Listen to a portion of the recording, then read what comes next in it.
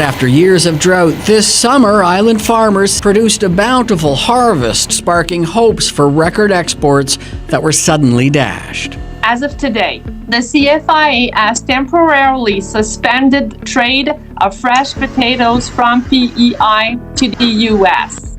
The reason? Over 140,000 tons of Canadian potatoes vanished from U.S. supply chains in just 4 months. No speeches, no televised spat, no headlines screaming about an agricultural feud. They were simply gone. Why? Because on April 2nd, Washington quietly dropped a 35% tariff on Canadian potatoes. Yes, fresh, frozen, seed, all of them, overnight. A $22 bag jumped to $30. That $3.50 plate of fries, now $5.25. And while Americans were forking over more money for limp fries, Canada's Prime Minister didn't fight it.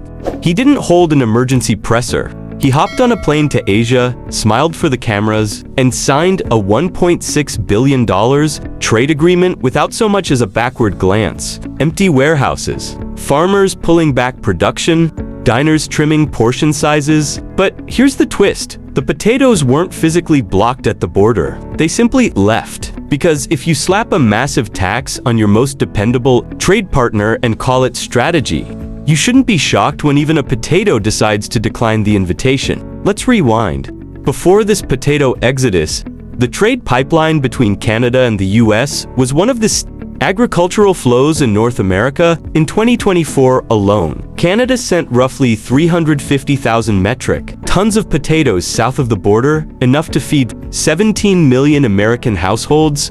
And these weren't just any households. Most were in northern states where winters stretch on longer than campaign seasons. In those places, Minnesota diners ran on PE potatoes the way Congress runs on lobbyist coffee. For decades, the potato supply line was as predictable as Tuesday night football.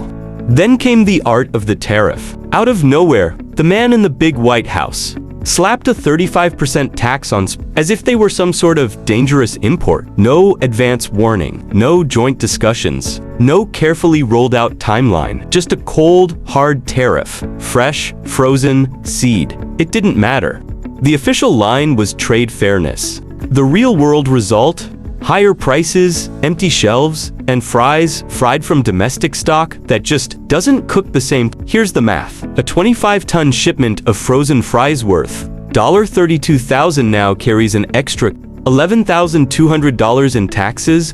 That's a 35% bump on something Americans consume more than broccoli and arguably more than logic. According to the USDA Food Pricing Index from July 2025, the average price for a serving of fries jumped from $3.50 to $5.25 in just 3 months. That's not your everyday inflation. That's policy-engineered price shock. Restaurants are ditching high-pay potatoes for cheaper US-grown ones. And guess what? They don't crisp the same. Customers complain about limp texture, uneven browning, and that faint chemical aftertaste that practically screams freedom fries. Mom-and-pop diners are quietly reducing serving sizes because if they pass the full cost to customers, they'll lose them entirely. And Canada, they didn't fight back with tariffs of their own. No angry no retaliatory embargoes.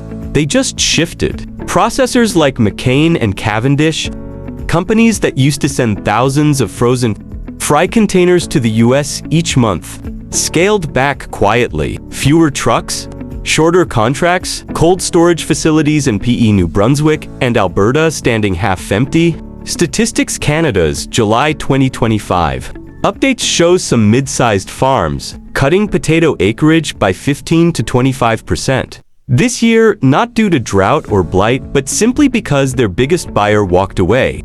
On the US side, importers struggling with higher costs switched to domestic. Despite lower consistency, the USDA's July 2025 Agricultural Outlook reported 10 to 18% lower satisfaction rates in Minnesota, Wisconsin, and Michigan restaurants, all because of uneven frying and shorter shelf life. One Wisconsin diner regular put it bluntly, "I paid $5 for fries that tasted like wet cardboard. I used to come here twice a week. Now I bring my lunch." That's not just lost revenue, that's loyalty gone cold. For big chains like McDonald's or Wendy's, bulk deals cushion the blow, but small-town diners? They're bleeding. A Fargo restaurant owner told the Minneapolis Star, "We went from 3 plates of fries for $10 to barely 1.5. Our margins didn't shrink, they vanished." The ripple effects are real. Idle tractors in PE. Teenagers at Midwestern drive-thrus apologizing for the new fries, and mom-and-pop spots wondering how to keep regulars from walking away. This is what happens when a quiet policy decision in DC freezes an entire food network on both sides of the border. Ottawa didn't meet tariffs with more tariffs. Instead, processors started aiming product at domestic shelves. Farms pivoted to retail-size packs for Canadian grocery chains. Prices for Canadians stayed steady. $4.502, $4.99 per bag. Avoiding the sticker shock seen in U.S. meat and grain, surplus potatoes went to food banks and community kitchens in New Brunswick and Manitoba alone. Subsidies pushed over 12,000 tons into low-income programs in Q2. According to Food Banks Canada, for families, saving even $5 a week on potatoes means more breathing room for milk, eggs, bread, essentials, and internationally. Canada's been busy. Since late 2024, they've worked to diversify agricultural exports. By spring 2025, Ottawa had a $1.6 billion deal with Japan, South Korea, and Indonesia for processed and premium frozen potato products. PEI sent $8 million worth of fresh potatoes to Indonesia. In 2024, with volumes rising, Thailand is now Canada's largest non-US potato buyer. And Trinidad and Panama each bought over $13 million. This isn't revenge, it's resilience. The lesson: if your biggest customer treats you like a political pawn every election cycle, you're not in a trade relationship, you're in a hostage negotiation. Asia isn't just opening new doors, they're handing Canada the keys. But even keys don't open every lock right away. Agriculture Canada's July 2025 review points out that cold chain routes to Asia are still costly, 20 to 35% pricier than trucking to Buffalo. South Korea still won't accept fresh Canadian potatoes due to quarantine rules. And while giants like McCain can afford to build global supply lines, smaller farms get left behind, dependent on big processors to decide their fate. By July 2025, World Trade Monitor recorded a 41.7% drop in Canadian potato exports to the US. While overall US potato imports fell 19%, economists call it policy-induced friction. But it's about more than fries. It's about trust. Canada didn't slam the door. They just stopped knocking. And maybe that's the part Washington doesn't want to say out loud.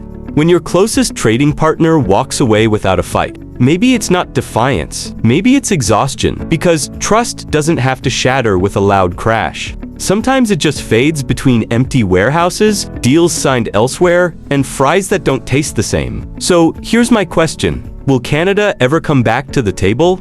Or was this the quietest breakup in North American trade history? If you've got thoughts, I want to hear them. Drop them in the comments. Do you think this was smart, strategy, or self-inflicted damage? And while you're here, hit that like button. Share this with a friend who loves their fries. And make sure you subscribe so you don't miss the next time someone taxes trust and calls it policy.